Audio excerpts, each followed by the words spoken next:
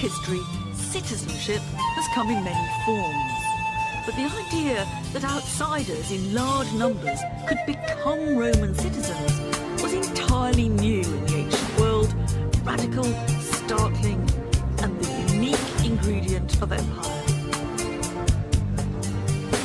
To see what being Roman looked like thousands of kilometres from Rome itself, I've come to what is now Algeria, on the empire's southern edges. When the Romans conquered a place, they didn't set about imposing their norms. They didn't make people learn Latin. They didn't make people worship Roman gods. They didn't even make people use the Roman calendar.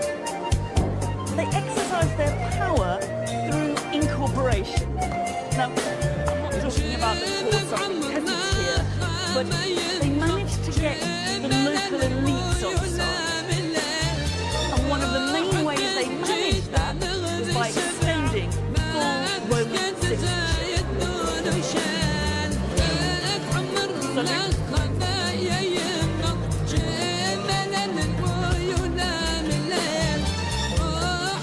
Roman citizenship was always a gift.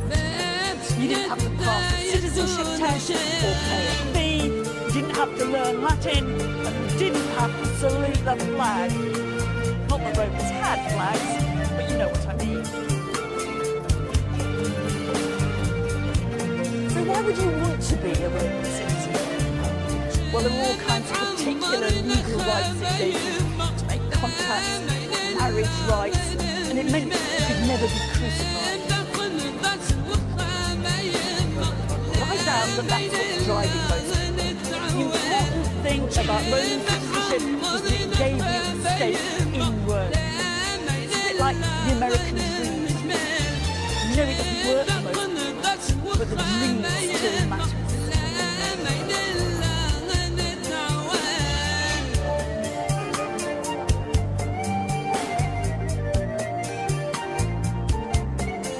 You don't know how far the extension of citizenship was a carefully planned strategy or one of history's lucky accidents. The Roman Empire worked better by bringing people in and not by bringing them down. Now, we shouldn't exaggerate the effect. I bet many locals here wouldn't have been keen on becoming Roman citizens or would be either way.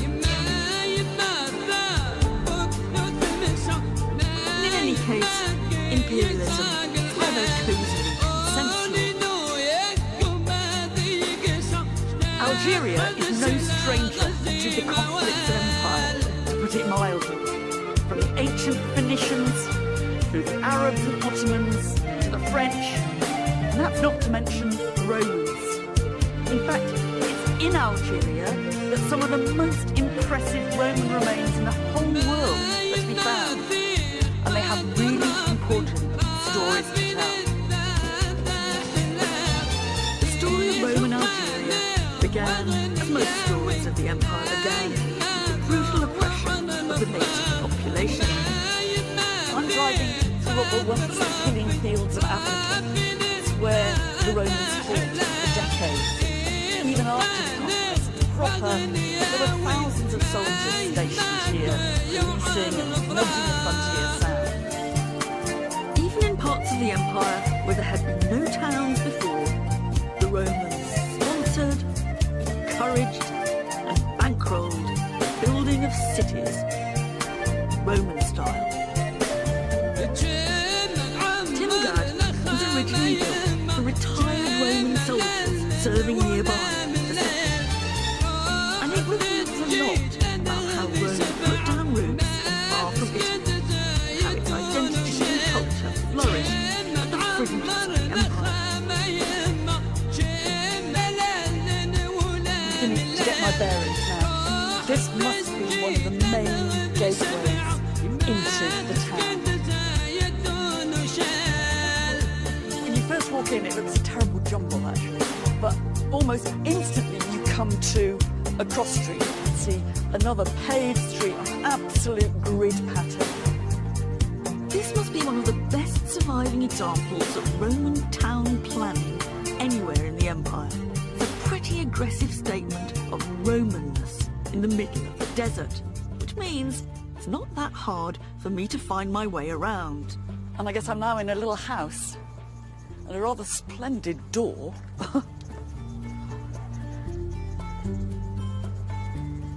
This is a truly regal set of Roman loos. It's on the standard multi-seater pattern. You get a little bit of privacy from these rather natty dolphins here. It's a nice thought, I think, that one of the poshest sets of loos anywhere in the Roman world is still to be found in Algeria. Oh. What I've got in my sights now is a rather grand building coming up, the grandest we've seen really, with a whole load of columns. Which is worth exploring, I think.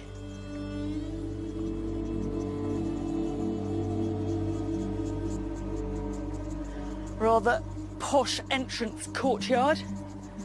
What on earth is it? This is really interesting. It's a biblioteca, it's a library. If that's the case, it must be, this is a very, very rare example of a surviving public, presumably, library from the Roman world. It's very smart. Sort of, it's quite interesting that we've come into this town and the first monument we really met is indeed a monument to culture, the public library. I think if I'd been a citizen of Tymgad, this is where I would have spent my time if I'd been allowed. My guess is that this library was a pretty blokish community. It might have started off as a Roman soldier's retirement home, but within just a few generations of its birth, Tymgad had expanded well beyond its original foundations, home to over 10,000 reasonably peaceful inhabitants of Roman, African and Berber descent. You might expect to see a very filtered down version of Romanness here, and yet we find quite the opposite. And this is the main square, the forum, the centre of business life, commerce, law and local government. What's striking is it actually looks so standard. Anyone visiting here from Roman Italy would have instantly recognised this as the Forum. And yet, we're just on the edge of the Sahara. Whoever designed this must have been working from some kind of kit for Roman forums. Or actually, a kit for a whole Roman town. You really do get the feeling that the people of Tymgad are investing unusually heavily in high culture and in their Roman identity. All around the forum, all around town, there are thousands of inscriptions proclaiming the Romanness of the inhabitants. But the man who really caps it all for culture is this man, Vocontius. And it's actually written not in the usual capital letters that you see on inscriptions, but in the lowercase that you get in manuscripts. So it's as if you're reading a book here. Now, instead of the usual CV that you'd expect under his statue, you get an elaborate hymn of praise to Vocontius's culture. The Ordo, the local council, has put this up to him. It's the council of the town that lives next to a spring that brings it water. But Vocontius is a spring, they say, that brings them something more. He's their other source. What he's a source of is not water, it's culture, literature, and eloquence.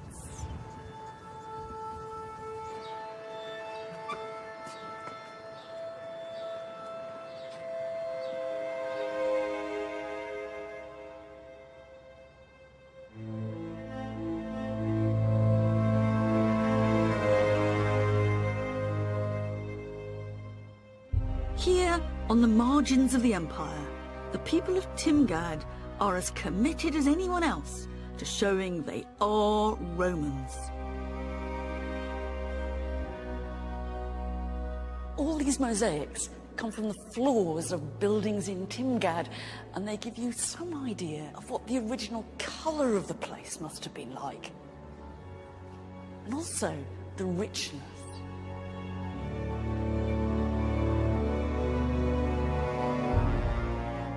We might call this Roman soft power. Most of the people who lived in Tيمقاد would never actually have seen Rome. But they're using their Romanness as a badge of honour, a way of showing they belong. That must come from a little bath building. Have a good bath, it says. And I suppose it means flip-flops only in here. And here we've got some of the classic scenes of Roman mythology. There's the goddess Venus up there, rising from the ocean and balanced a bit awkwardly on the bum of a sea monster. And there is the god Neptune rowing his trident. He's the god of the sea. What's interesting is that there are artists around here who can produce this kind of stuff. And the people of Tيمقاد are literally at home with it. They're really unmistakably doing the Roman thing.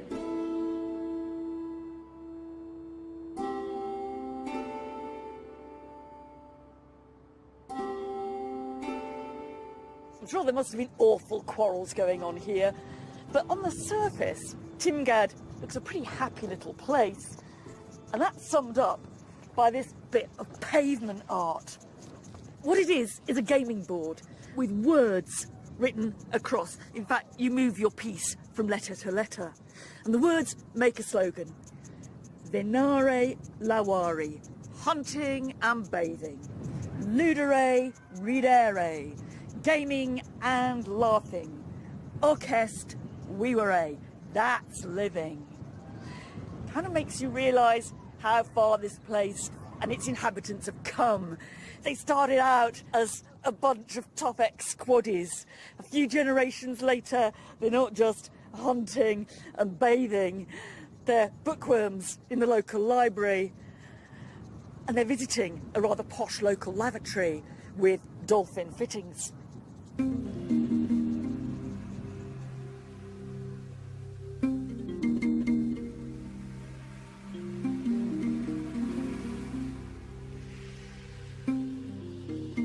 In some ways, it didn't matter how far from the centre of the empire you were.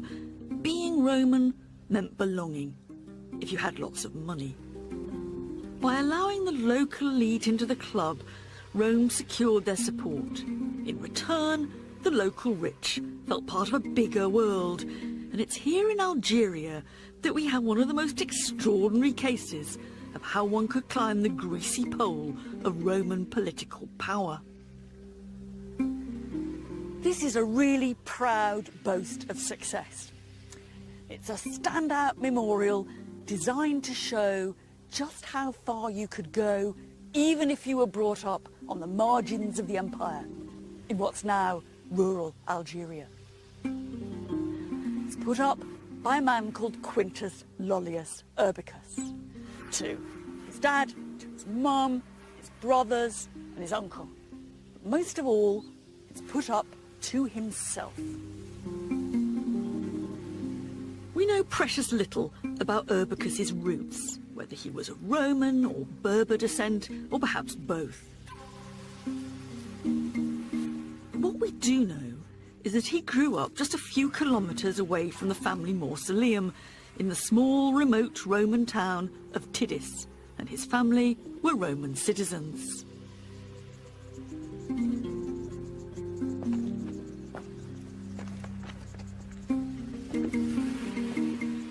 You can tell it's Roman because of all these winged willies.